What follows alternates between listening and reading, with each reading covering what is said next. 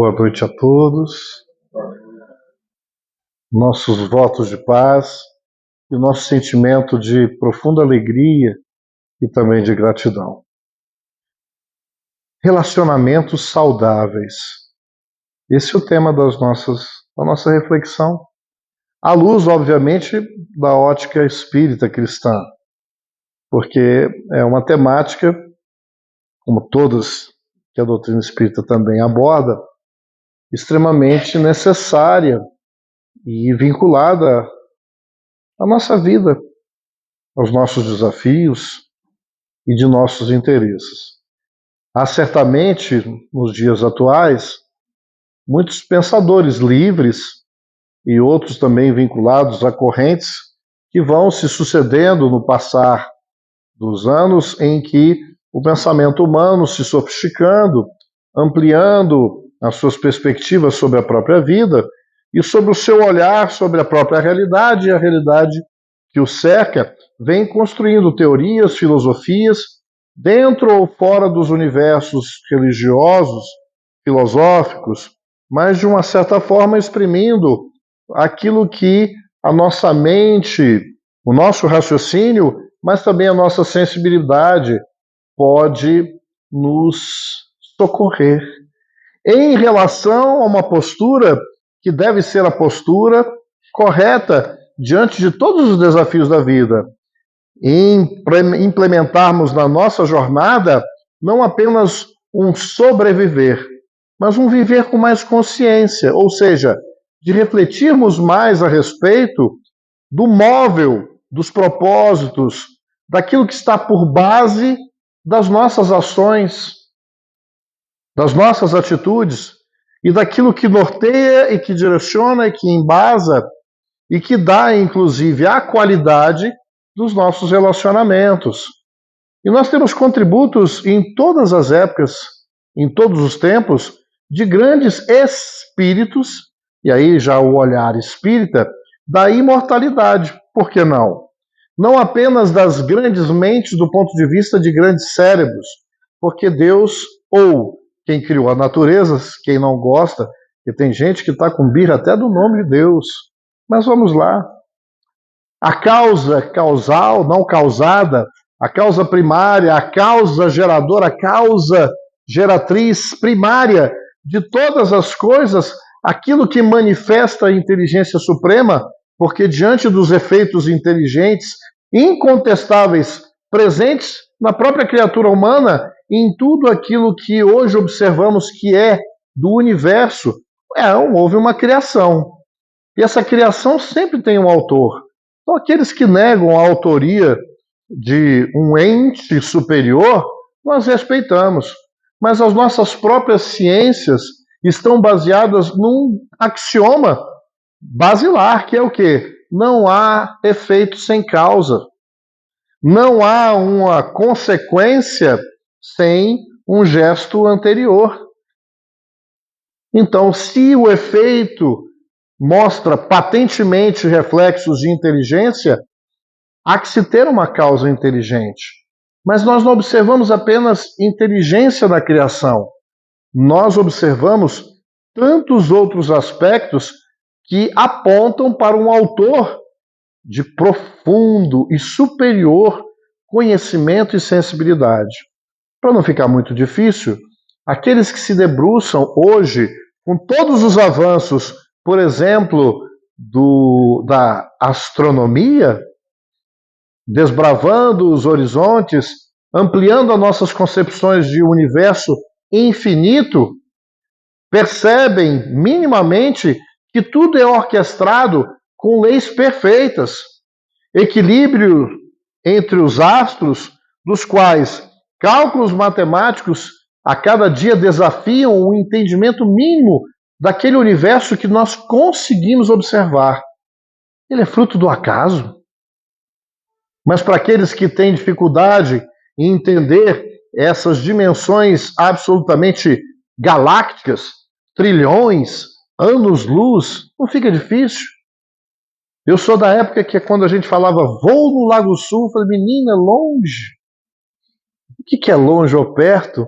Dentro das referências de um universo que, quando a gente tem ideia que para sair do sistema solar não dá nem para fazer uma viagem espacial, dessas que estão planejando para Marte, dizem que só o tempo da gente poder viajar para Marte, né?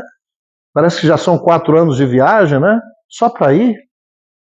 Imagina se dá problema na volta, não é? E Marte que é ali, pertinho. Quais são as distâncias que nós, seres ainda limitados, não porque estaremos sempre limitados, limitados estamos pela própria limitação do corpo que atualmente nos reveste. Mas a boa notícia, segundo a ótica espírita, sobre a revelação do Espiritismo, com Kardec e os benfeitores superiores, todos eles sob a égide, sob o governo de Jesus, sim. Porque Jesus é o nosso governador desde que a gente tem ideia de nós mesmos, a espiritualidade superior, através de infinitas revelações das mais patentes e confiáveis, mostram que esse que esteve sob a personalidade de Jesus de Nazaré é, antes de mais nada, o Cristo, que são coisas diferentes, viu, gente? Cristos, ou pelo grego, Christos, o escolhido, ou ungido, que é a tradução para a linguagem mais antiga, vinda do hebraico, Meshiá, o Messias. Na tradição antiga judaica, nós vamos entender que neste povo, que tinha não um privilégio em relação aos outros, e quando falamos povo, vamos falar de um conjunto de espíritos que, já desde aquela época, que estavam desenvolvendo-se intelectualmente em outros sistemas, mas que a transição planetária do sistema de Capela não permitia mais que aqueles conjuntos de almas, que incluíam a coletividade dos espíritos, que também encarnaram naquilo que nós chamamos hoje de povo hebreu, olhando para a história, tinham uma característica individual e coletiva muito semelhante. Tinham realmente uma sofisticação do entendimento do Deus único e incorpóreo, imaterial, onipotente, onipresente, onisciente, mas em função do seu atraso evolutivo na sua dimensão afetiva, moral, já há muitos e muitos e muitos mil anos para trás, Jesus, já comprometido com a formação de um planeta novo, porque há mais de 4 bilhões de anos atrás, Emmanuel, através da psicografia de Francisco Xavier, já situava Jesus entre aqueles espíritos puros, destacados num nível de elevação ainda indescritível para todos nós, junto com outros espíritos do mesmo cabedal evolutivo, trabalhando, retirando da nebulosa solar todos os materiais necessários para a formação biológica, fisiológica, geográfica, física do planeta Terra. Esses espíritos que, segundo André Luiz, são os construtores de orbes, aqueles que na civilização grega eram chamados pelos grandes pensadores, que também com a sua capacidade de intuir a grande lei divina em tudo e em todos, chamavam de demiurgos. Nas civilizações da Índia, os hindus, os avatares, ou os devas, todos eles espíritos de uma ordem muito acima da nossa compreensão, mas não por serem privilegiados, porque Deus existe desde sempre. E desde sempre é perfeito em todos os seus atributos, nos diz a questão número 13 de O Livro dos Espíritos, falando desse ser que é a causa primária de todas as coisas, mas não apenas a inteligência suprema, mas também a bondade suprema, a misericórdia suprema e toda e qualquer virtude das quais nós conhecemos ou nós ainda havemos de conhecer, nele tudo se concentra. Em Deus tudo converge. Nele há a perfeição absoluta e dentro dos seus princípios de perfeição não há desequilíbrio na sua criação, porque a criação é obra de um ser perfeito. E aquilo que nós julgamos ser desequilíbrio, ou é um olhar equivocado de nossa parte, a falta de maturidade para compreendermos com o nosso olhar limitado determinadas movimentações e ciclos evolutivos, porque uma das características da criação é tudo se move, tudo se aperfeiçoa, nada está parado. E nesse processo de transição e transformação permanente, tudo evolui, tudo progride, de acordo com leis magnânimas e perfeitas, porque a lei também é expressão do Criador, que determina os parâmetros de vida, não apenas para o nosso pequeno planetinha, mas para todos aqueles orbes que já existiram, que estão nesse momento sendo criados. Não é assim na astronomia? Se enxergam estrelas novas. E a cada estrela, ela atrai a matéria cósmica que se solidifica ou se eteriza, em palavras ainda difíceis, limitadas para expressar as manifestações infinitas da expressão da matéria, das mais densas até aquelas tão sutis que nós chamamos de energia. No linguajar espírita, fluidos, eis a maravilha do macrocosmo e do microcosmo, mostrando que em tudo há interação e intercâmbio. Em tudo a natureza há trocas, porque esta é a orquestração divina de um Criador que prima pela diversidade. E hoje nós enchemos a boca para falar de diversidade como se fosse uma novidade para nós. Diversidade já é uma dos atributos impecáveis do Pai, que fez a todos com as mesmas condições para executar a sua jornada. E quando criou o que nós chamamos de espírito, mesmo com E minúsculo, ou seja, o princípio inteligente do universo, junto com aquele que Kardec chamou, junto com os espíritos, do princípio vital, aquele que rege e que comanda e intermedia as ações espirituais para se manifestarem no universo mais denso, chamado propriamente dita matéria, nós encontramos o elemento espiritual, o elemento material e, acima de tudo, a tríade universal fechando com Deus. Deus, Espírito e matéria. Eis a tríade ou a trindade universal. Com todo respeito, há outras classificações humanas no entendimento que falam da Santíssima Trindade, que nós respeitamos, mas temos uma ótica diferenciada.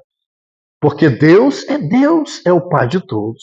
Jesus é aquele Espírito que, para os padrões da Terra, é o maior Espírito, o mais evoluído, que já esteve entre nós a ponto de se corporificar.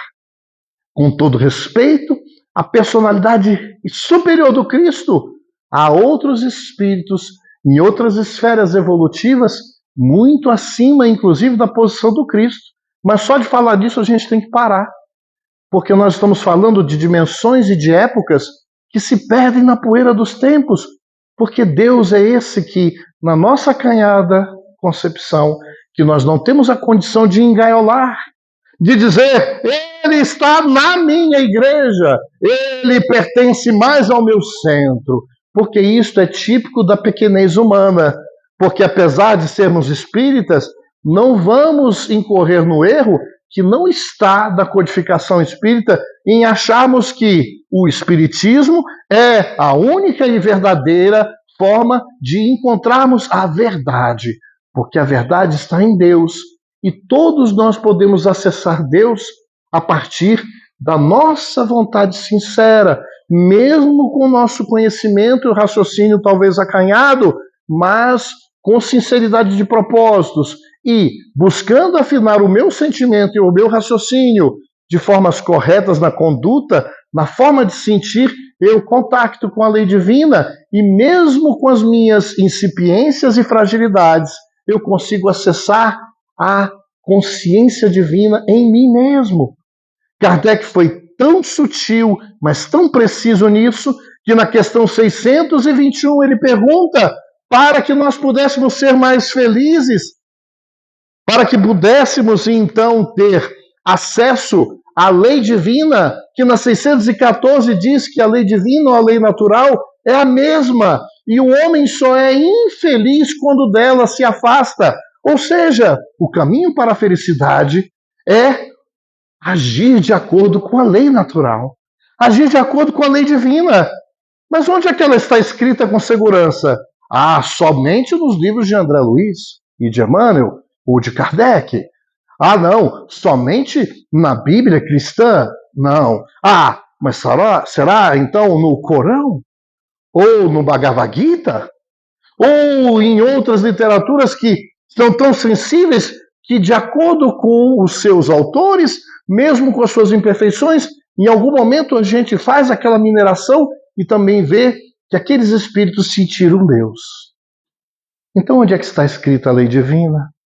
Mesmo que nós possamos encontrá-la num desenho infantil dos nossos filhos, que nos entregaram na inocência dos seus corpos infantis, que não permitem ainda a manifestação completa de um espírito que traz as suas virtudes, mas também traz as suas encrencas, as suas frustrações, os seus medos, os seus conflitos. E por isso que a infância se reveste mais uma vez nesse projeto divino de buscarmos a recuperação dentro das nossas ações faltosas, uns com os outros, nessa estrada evolutiva que nem sempre, dotados de livre-arbítrio que todos somos, escolhemos como bons alunos caminhar sem ficarmos de recuperação. Porque há alunos no processo evolutivo de almas, como conhecemos na figura de Jesus, que não consta que ele passou por processos expiatórios, porque Deus fez ele muito mais forte do que a gente, ou porque esse espírito, dentro dos processos de amadurecimento e crescimento que nós não temos acesso, de tão antigo que ele é, escolheu como um bom aluno aceitar as disciplinas da lei divina. E ele, como todos os outros, cresceu superando não a maldade, mas a ignorância, que é o fato de ignorar. Porque se fosse diferente, Deus não seria justo, porque teria feito um Jesus e depois fez um Maurício. Olha que tristeza. Não poderia ser, não é? Eu estou falando de mim para ninguém ficar chateado. Porque eu não sei qual é a distância que nos separa, não em função das qualidades que eu posso adquirir. Porque com certeza ele é o meu irmão mais velho. E ele mesmo confirmou isso. Tudo que eu faço, vocês poderão fazer. Nós somos irmãos. Todos filhos de Deus. Parece até quase um jargão, né? Quase um meme entre a gente. Ah, meus irmãos. Mas para falar de relacionamentos saudáveis, uma primeira pergunta. A gente acha mesmo que somos irmãos? Porque no fundo, pelas nossas escolhas equivocadas, não sei vocês, mas eu acho que eu sou muito mais do que muita gente. E por eu achar que eu sou muito mais do que muita gente, então primeiro para mim. Porque é normal, é natural. Nesse mundo de cão, por que não primeiro para mim? E não sejamos hipócritas. O orgulho é aquele que também faz, se eu sou melhor, não sobre todo mundo, né? Infelizmente, não dá. Mas como eu acho que eu sou melhor do que muita gente, então primeiro para mim, aí vem o egoísmo. Se eu sou melhor, então primeiro para mim. E aí nós temos as duas grandes chagas que têm nos atrapalhado como espíritos que, diferentemente do Cristo e tantos outros, em tantos outros óbitos que nós não temos nem notícia. Porque eu não sei de vocês, mas não existe periferia do universo. Não existe lá no fim do mundo. Isto é de acordo com o nosso referencial. Em algum lugar, nesse momento, há espíritos de ordem tão sutil que não cabe nas nossas mentes. Assim como nós comparamos o princípio inteligente de um grupamento, por exemplo, de formigas, com um ser humano encarnado hoje, espírito com a sua individualidade. Mesmo meio primitivo, meio ainda ligado ao planeta de provas e expiações, mas já com alcance de conquistas evolutivas que não pulam etapas. E esta ordem de coisas que a doutrina espírita amplia e confirma com aquilo que já é um sentimento inato em todas as culturas. mesmo envolvidas em mitos, em rituais antigos, em parábolas, em relatos mesmo que ligados às páginas classificadas como sobrenaturais, todo ser humano, segundo os princípios da antropologia, tem o seu caráter divino, a noção de que é muito mais do que a esfera momentânea em que ele habita. Ele é muito mais do que o corpo que há de morrer. É por isso que mesmo aquele que se nega a acreditar por uma questão do desenvolvimento do seu raciocínio, de que vai continuar a existir e que o corpo não é o fim de tudo, no fundo ele diz, tomara que eu esteja errado. Porque é tão forte essa sensação. Às vezes, muitos de nós não querem acreditar em Deus porque entende Deus muito mais um Deus antropomórfico, um Deus muito mais à nossa cara, que premia determinadas comunidades, que premia determinados seres em detrimento do sofrimento de outros, porque nós não entendemos o que é graça divina nas adversidades, porque só entendemos Deus quando Ele diz sim aos nossos desejos, mesmo que sejam desejos naturais de não adoecer, mesmo que sejam desejos legítimos de não experimentarmos a fraqueza, de não experimentarmos as dores, as perdas e os conflitos inerentes aos relacionamentos, porque somos seres em processo de aperfeiçoamento. Quando a nossa visão se dilata, era necessário que nós fizéssemos ponte com uma dimensão que nos caracteriza, que não é só a inteligência, que é o nosso senso moral, a nossa dimensão afetiva. A preparação de ambiente fala que um dos obstáculos à felicidade é o quê? O egoísmo, que atrapalha a comunhão afetiva. Comunhão é comunhão de quê? Da nossa dimensão, da nossa capacidade, não apenas de olhar para o outro, de ter a sua esposa, o seu esposo, o seu companheiro de conjugalidade, mas ampliando os relacionamentos, falar também da nossa necessidade de uns dos outros, não só do calor humano, quando o frio é de cortar, e nem as peles mais grossas dão conta, e eu preciso do calor humano, literalmente, para viver. Porque nós, até do ponto de vista físico, estamos submetidos às leis que têm um propósito muito superior, que é disciplinar a alma que nós somos, para nos aproximarmos da divindade, para que nós tenhamos o processo de evolução marcado pelas conquistas dos nossos esforços bem-sucedidos, e não por um Deus que premia aqueles que simplesmente lhe oferecem ritos superficiais respeitáveis. Porque é muito fácil ainda nos dias de hoje entrarmos numa casa espírita, fazermos uma grande doação e enganarmos a nós mesmos dizendo, tá vendo como sou generoso? Veja aí, hein, espíritos superiores, porque eu estou doando tanto. E de repente faço de um tudo para que de repente possa parecer que eu fui discreto, mas sempre deixando pelo menos um pouquinho assim da cortina aberta para que alguém possa reconhecer. Mas o mais importante, mesmo quando eu esconda tudo isso, qual é o meu móvel? É diminuir o meu sentimento de culpa, de pensar tanto só em mim, que de repente por conta de uma doença mais grave, por conta de vermos ao nosso redor pessoas desencarnando e pensando, pode ser que essa história de vida no além seja válida, então deixa eu fazer o meu quinhão, como nós fizemos e hoje não podemos nem criticar, porque quando a gente fala da venda das indulgências, dos lotes no céu, gente, ninguém pode criticar não, viu? Porque a Igreja Católica é isso.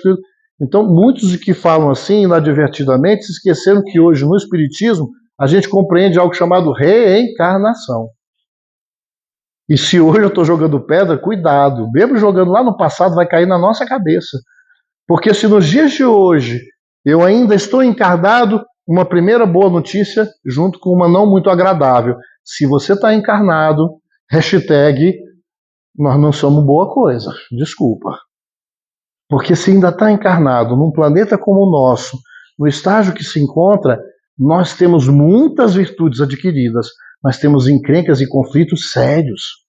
Porque somos caracterizados, ainda como espíritos imperfeitos, Mas quem contestar, não fique bravo comigo, porque existe uma outra exceção para quem está encarnado. São aquelas pessoas que estão bem, não se agastam em casa, não tem conflitos no trabalho, não tem problemas com os seus adversários, que se encontram dentro do lar, e que se encontram no ambiente de trabalho, e que se encontram dentro da casa espírita ou na sociedade. Esses que não se agastam, ou seja, não é esses que não têm problema, porque encarnou, meu filho, não tem jeito, porque o próprio Cristo, sem nenhum débito, encarnou, não se isolou, o que ele vai fazer? Vai interagir. Interagiu, é espírito imperfeito? Ele vai sofrer. E sofreu. Sofreu no sentido de receber a nossa influência negativa, receber a nossa intolerância, receber o nosso medo, que foi manifestado principalmente em forma de violência até o final com ele. Por termos tanto medo da grandeza daquele que ameaçava aqueles que estavam dentro da zona de conforto da posse excessiva, o excesso do individualismo, a mensagem fantástica do Rodrigo. Então, por conta disso, a gente olhava para o Cristo e não consegue ver alguém que fala que nas suas bem-aventuranças, ou seja, aqueles que serão felizes, segundo um nazareno pobretão, me perdoe falar assim, porque Jesus está entendendo o contexto, tá, gente? Estou falando mal de Jesus, não. Pobretão, pé no chão. É porque a gente hoje vê tudo muito lindo, né? A roupa simples. Mas hoje é porque a gente sabe quem era o Espírito que estava lá. Para muitos de nós que estavam encarnados, talvez na época do Cristo, nós olhávamos para ele, isso é um miserável que fica cercado de miseráveis. E olha o tanto de loucura que ele está falando. Bem-aventurados os que sofrem. E você está lá dizendo, bem-aventurados os que têm grana, meu amigo. Que podem pagar o plano de saúde bom. Né? Nos dias de hoje a gente fala assim, bem-aventurado aquele que tem um salário gordo. Farto, aquele que tem o seu 1 milhão, hoje com 15, 16 anos, porque hoje esses meninos, uma sumidade, não têm às vezes maturidade para aguentar o fim do relacionamento, mas já tem mais de não sei quantos milhões na carteira. São os nossos tempos atuais. Conseguem várias fortunas, mas não têm sequer o mínimo controle sobre as próprias emoções. Quantos de nós não tem milhões, mas tem uma vida muito confortável materialmente, tem o estigma, às vezes, da beleza e da saúde corporal, mas está absolutamente infeliz. E diz, eu não sei por que esse vazio. Porque mesmo com a abundância de recursos, eu não sinto esse amor. Por quê? Porque está depositando o seu tesouro nos processos que são agradáveis, porque a matéria é agradável. Tem o lado desagradável. Mas essas coisas são realmente agradáveis e elas têm um porquê serem agradáveis. Na dimensão afetiva da união dos corpos, regida pela lei material, que une os seres, e ela tem a sua expressão na união dos sexos.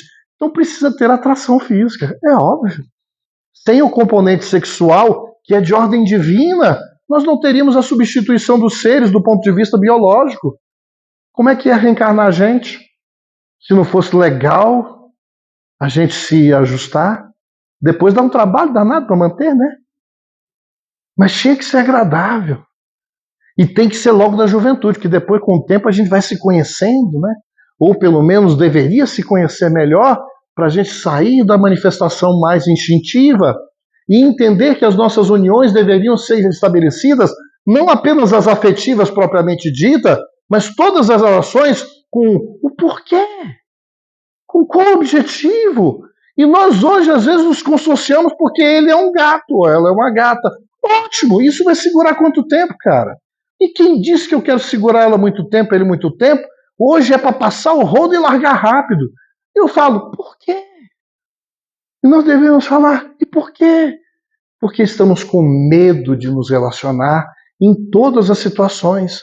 Estamos com tanto medo que estamos nos afastando pelo individualismo exagerado. Nós não queremos mais vida em família, sabe por quê? Porque ela é desafiadora, porque somos diferentes, mas diferentes faz parte da criação, é por isso que Deus criou desde sempre. Então, aquele que mais tem deveria, no entrechoque com aquele que menos tem, ter mais paciência, ter mais tolerância, ter mais compreensão. Mas não significa que isso significa submeter-se a vivências abusivas. Isso não significa submeter-se a relacionamentos criminosos. Porque se assim fosse, Jesus teria ido para, né, ficar lá isolado no monte e dizendo: aqueles que querem ser puros devem se afastar dos outros. E o que ele pediu?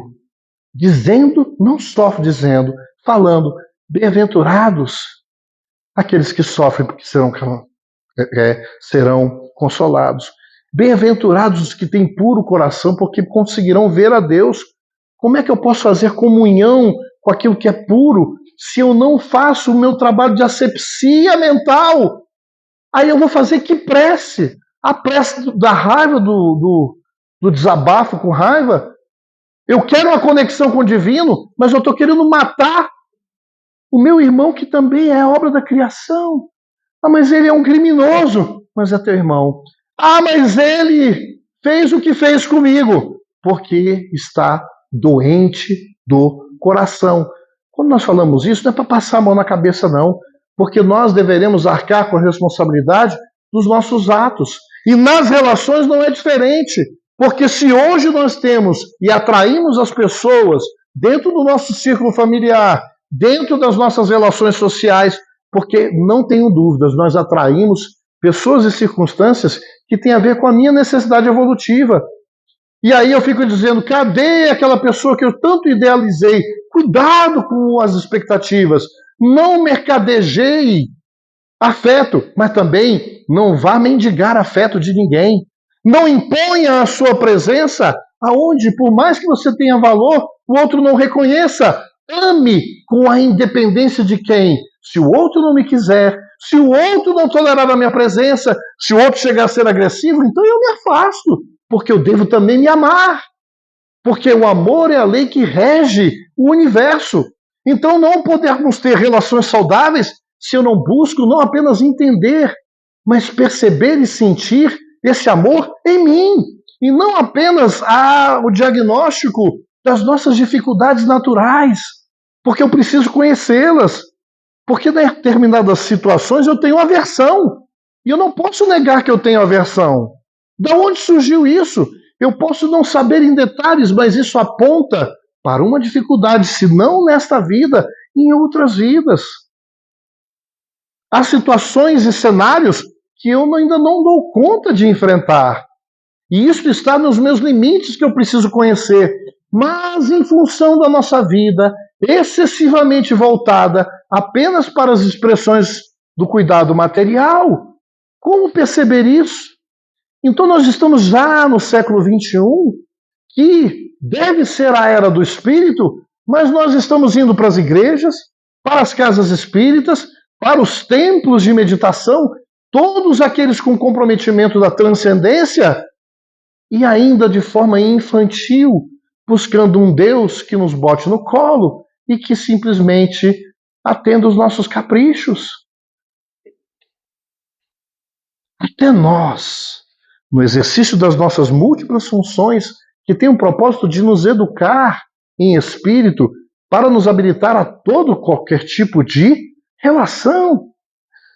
Quando assumimos a paternidade ou a maternidade ou as expressões de afetividade mais profundas, das quais a presença e a influência do instinto, mesmo do corpo, na expressão do espírito encarnado, nós já estamos predispostos a amar um serzinho que vem na barriga.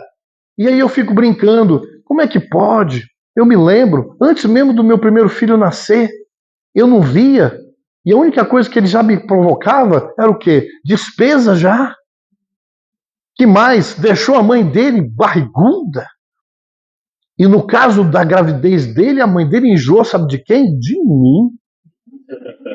Vocês estão brincando, a coisa era séria.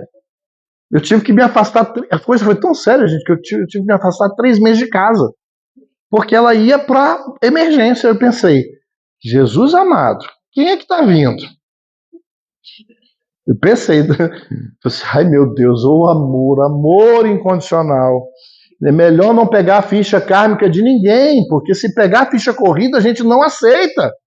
Mas vem o suave e doce embalar de um processo gestacional que, apesar do meu caso ter sido até com emoção, né?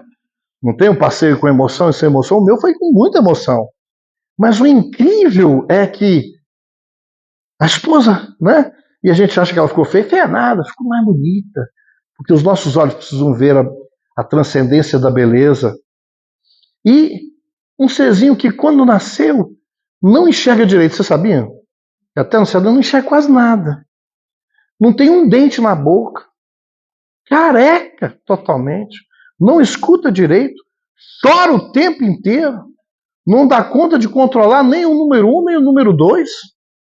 Domina a mãe, que a gente não tem tempo para nada mais. E domina a mãe e escraviza o pai. E não tem ser que você ama mais. Deus sabe das coisas. É claro que em algumas circunstâncias tem depressão pós-parto. Tem casal que desestabiliza porque não está muito bem. Mas a própria natureza te condiciona a enfrentar isso dizendo que isso é bobagem. A olheira já está aqui na nuca, né, de tão profunda. Mas você, tirando os casos extremos, no geral, você diz, que coisa maravilhosa. Aí você pensa que vai melhorar. Melhora, mas continua dando um trabalho.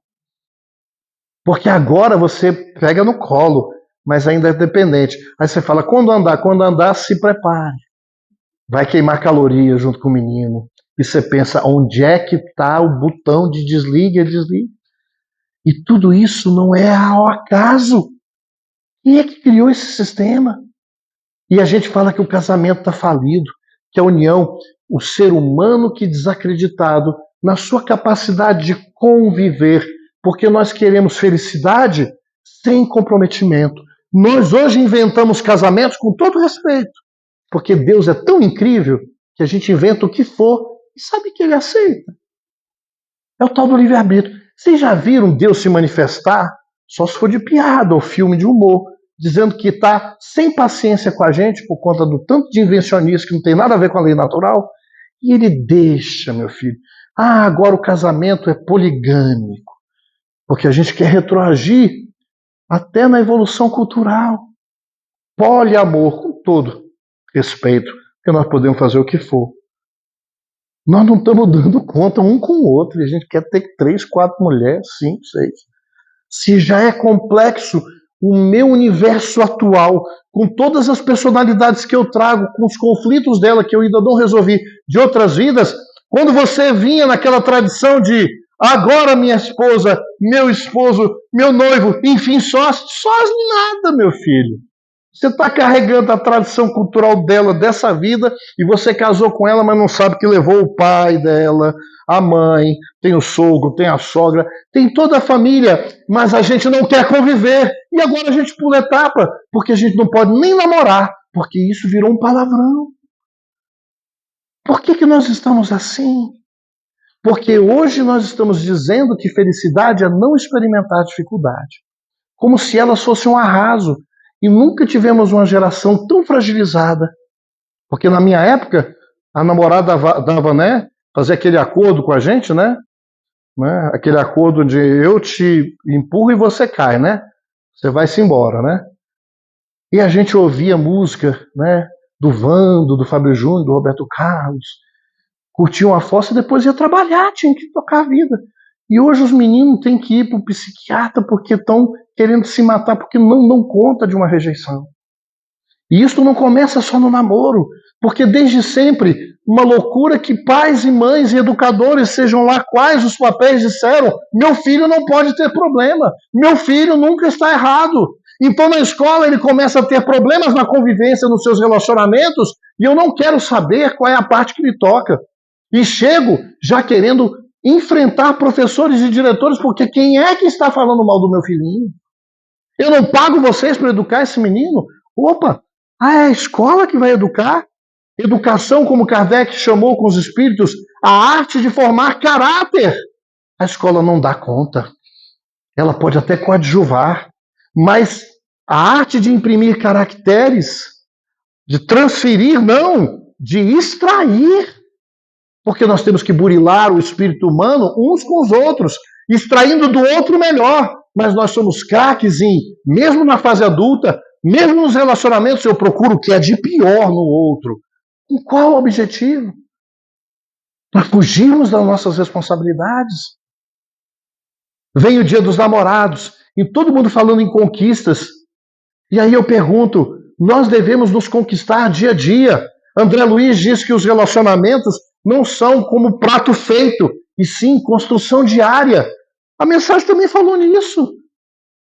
A felicidade é a construção de todos os dias.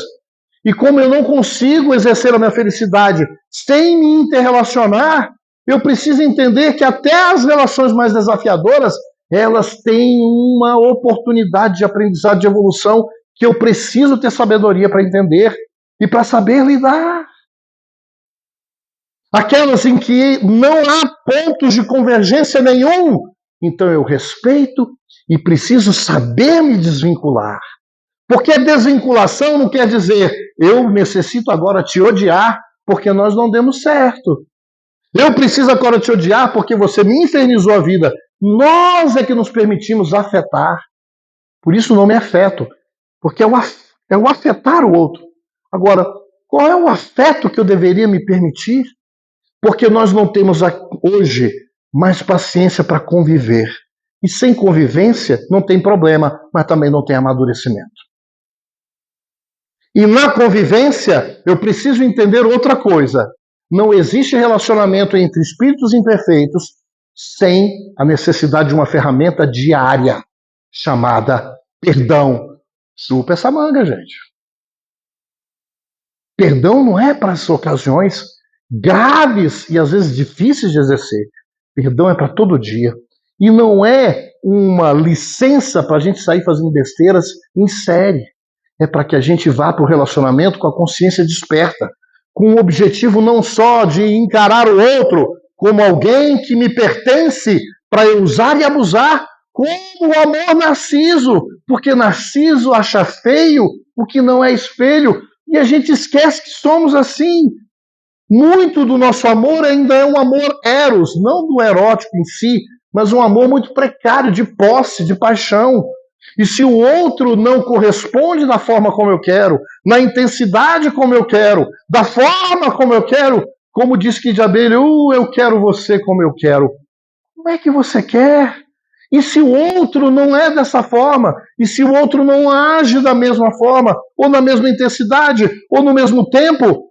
Nós julgamos ele o quê? Ah, você me magoou. Ah, você... E o outro começa a ser responsável pela minha infelicidade. Esta imaturidade graça entre nós, infelizmente. Porque nós estamos transferindo a nossa felicidade, colocando no colo dos outros. Se ele não quer te acompanhar, se não há pontos mínimos de convergência, se depois de uma análise fria, serena, sem o calor das paixões, porque a paixão ela só é positiva quando eu ainda a governo, mas quando ela me destempera, quando eu não consigo controlar sequer as minhas emoções, peça ajuda enquanto está no domínio das suas funções, porque hoje o grave problema das relações não saudáveis é porque nós estamos adoecidos da mente e do coração. Por isso que as pessoas estão dizendo, cuide da sua saúde mental. Nós queremos relacionamentos saudáveis. Então, um outro spoiler. Então, seja saudável. Não procure o outro para que você seja. É importante que, para ter relacionamentos, a gente se esquece que antes do relacionamento interpessoal, existe o intrapessoal. Aí a gente faz uma pergunta que parece de doido, porque a gente não faz isso. Como é que está o seu relacionamento com você? Hã? Você se conhece? Você se cuida? Quando a gente fala se cuida, o que vocês lembram, gente? Só exercício físico e alimentação. É pouco? É, porque isso é pro corpo. Não é que não tem que fazer não, gente. Mas se cuidar é mais do que isso. Qual é o teu alimento espiritual do dia a dia? Eu chego em casa com tanta coisa na cabeça e para relaxar eu vou assistir Rambo 10, sei lá. Um filme leve. Rambo tá até menos violento, porque outro dia fui ver um filme, eu fiz questão de fazer a contagem. O mocinho do filme devia ter matado uns 400. Ainda faltava meia hora de filme. Eu falei, rapaz, tá bom a experiência. Não dá! E não é sermos falsos puritanos. É entendermos que tudo tem limite. Mas não é só o filme. A gente chega em casa cansado e a nossa expectativa é que o outro nos tolere, suporte todo o nosso mau humor, toda a nossa desilusão, aquilo que a gente não teve coragem, ou pelo menos a sabedoria de dizer para o chefe, né? Porque não é nem porque somos educados, é porque se eu disser o que eu quero dizer, vai ser ruim, né? Vai me complicar no serviço. Mas aí a gente se sente autorizado a levar os nossos lixos emocionais e despejar naqueles que a gente deveria cultivar todos os dias e repactuar o zelo e o cuidado com o outro. Por quê? Porque eu preciso entender que o outro não vai me salvar. Eu preciso entender que o outro tem as mesmas fragilidades, diferentes qualidades, mas também é frágil. Às vezes você acha que a sua fala não foi nada demais, mas o outro foi afetado porque também, às vezes, não está preparado para exercer a indulgência de imediato. Mas nós queremos a fórmula secreta dos relacionamentos bem-sucedidos, esquecendo que não há relacionamento saudável sem caridade. E nós queremos ir para o centro, fazer doações. Façam, gente. Porque a miséria material pede ainda. Porque há muita gente agora experimentando frio, porque o agasalho não chegou. Mas essa parte a gente já vai dando conta. Não tão bem, mas já foi bem pior. Mas o mais difícil não é a gente até doar daquilo que sobra. Você vê o tanto de coisa que a gente dá que não faz falta? Enche carretas. Agora, e o sobrecarga que nós estamos tendo de inutilidades no nosso campo emocional? Quantas besteiras nós carregamos para podermos ter razão? Mas paz a gente não quer. A gente diz que quer. A gente quer ter razão. Porque a gente acha que se a gente abrir mão da razão, o outro monta em cima de mim. E eu não tenho nem segurança afetiva de dizer, ele acha, porque no universo íntimo, quem manda no meu universo íntimo sou eu. Será que é tão difícil? Deixa eu dar só um exemplo positivo, a gente está fechando, né? Está dando horário. Íamos para um casamento. Solteiro, como estou ainda, não é propaganda não, viu gente? Está tudo bem. Mas é só para contextualizar. Me perdoe a referência biográfica.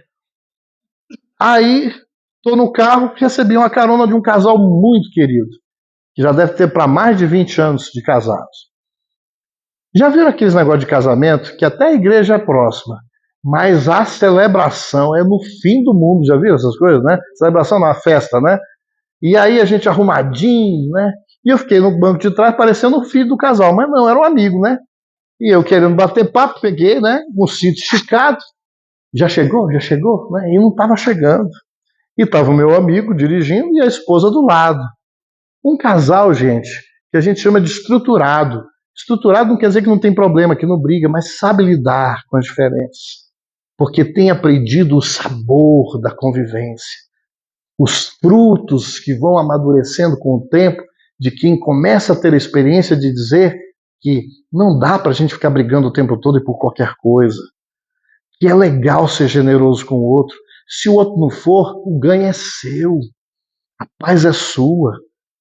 E se ele não dá conta de te acompanhar, chega um dia que se você não conseguir tolerar mais, saia, mas saia bem. Se for o caso. Mas hoje a gente quer jogar fora aquilo que a gente pode consertar, porque nós somos essa sociedade que escorre, líquida, como Bauman tem falado, em que ninguém dá conta de nada, tudo é muito rápido, muito fluido, descartável. Não se nomeia, porque se nomeia, tudo tem direitos, mas tem deveres. E hoje nos relacionamentos a gente não quer ter nenhum tipo de obrigação.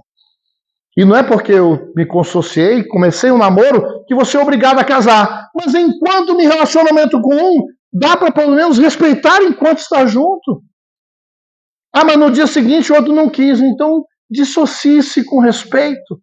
E lamente, que pena, porque quando está muito bom, não só fisicamente, que bom que a gente possa ficar mais tempo junto. E vai ficando, e depois dê um nome de namoro nisso. E pergunte para o outro o que ele acha que é namoro, porque precisa ressignificar, para entender o que ele acha que é compromisso, para o que ele acha que é uma relação, o que ela acha que espera. Porque se você não se adequar, não tem problema. Com respeito, diga não. Mas a gente não quer ter isso. Nós criamos um mundo virtual das fake news. E eu estava lá e o nosso irmão foi indo. E eu acho que ele se perdeu, não, perdeu-se mesmo. E aí a gente, sem querer falar com ele direito, né? E aí foi acabando as luzes da cidade, a estrada já era de terra, não tinha nada de estrada de terra no mapa, nem o Waze pegava mais. Aí a esposa, com toda a delicadeza, falou assim: Benzinho, você não acha que a gente tinha que ter entrado à direita uns 3, 4 quilômetros atrás? E ele virou, isso é porque eu estava no carro, eu fico imaginando que não acontece por aí, sem a participação de terceiros, e eu estava presente. Ele virou e falou assim: você quer dirigir? Isso não acontece com vocês não, né? Isso é coisa normal. Eu fui perguntar para ele, falou assim: não, eu falei nada demais, o que eu falei para ela demais, para ela ficar chateada, né? Não, só foi essa delicadeza toda. E não são as coisas graves em si que vão nos separando e nos afastando. São essas pequenas faltas de gentileza que vão minando. Porque uma hortinha que você quer tirar, né, ervinhas frescas para sua comidinha, o que você faz com a hortinha? Você cuida da hortinha melhor do que cuida do marido e a mulher do homem. E agora cuidar do outro é sinônimo de subserviência. Olha que tristeza, a que ponto que nós chegamos. Porque você ser gentil, você servir o outro, mesmo que ele não lhe sirva, você vai ser taxado, né, de inferior, não faça isso. E aí ela virou para ele: não, meu amor, mas ela falou com uma calma, que eu fiquei com vontade de dar um tapa na cabeça dele, ô seu grosso, né? Mas ela, tá bom. E eu pensei, ela vai falar.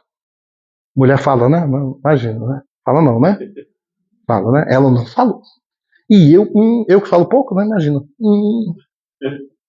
Porque nessa hora a gente vê o quanto o outro é grosso, mas quando a gente faz, ninguém vê. É por isso que eu tenho medo de quando desencarnar alguém, vamos agora tirar da sua mente aqueles fatos. Não, deixa eu ver não, entendeu? Porque se a gente for ver, é uma tristeza. Só que aí ele andou um pouquinho mais. O que aconteceu? Ele parou e falou: é, né? Eu acho que eu estou errado mesmo, acho que eu errei o caminho. E voltou. Aí eu falei assim: agora ela fala. Ela não falou.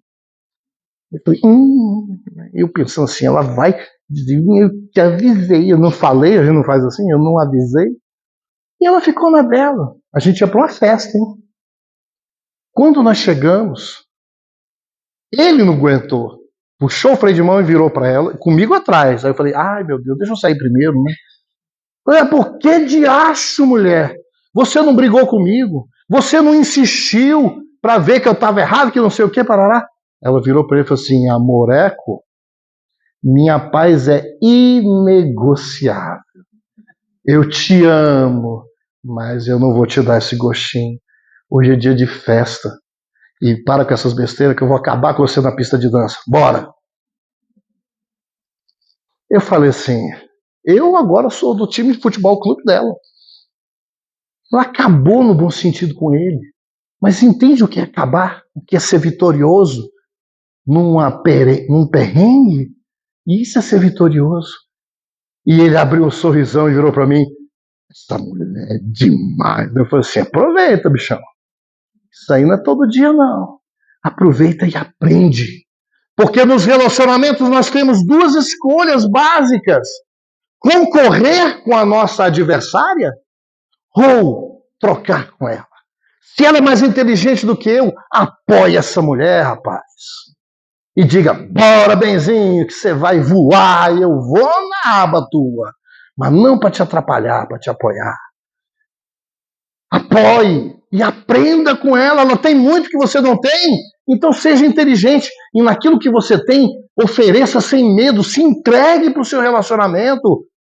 Você não está com a pessoa errada, não. Essa errada, cheia de problema, é a certa sua.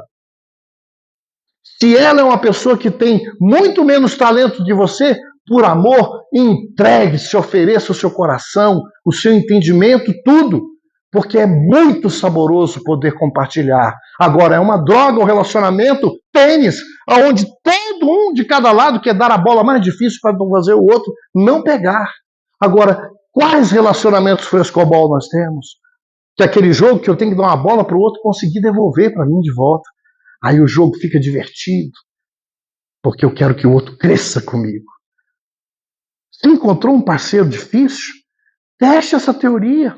Não dá, então desvincule-se com elegância, sem ódios, vá se desfazendo das mágoas para ser feliz, porque enquanto eu não melhorar o meu interrelacionamento, estudando as minhas fragilidades, minhas precariedades, tentando educá-las como quem educa a sua criança íntima ferida, para oferecer um adulto melhor para você e para a vida, para que no consórcio afetivo, todos os filhos ou não filhos, todos os que se aproximarem desses casais, dessas relações, também saboreiem os frutos da maturidade espiritual com respeito, com amor, com cumplicidade, com responsabilidade.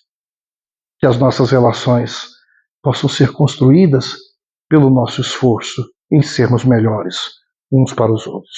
Que Deus nos abençoe.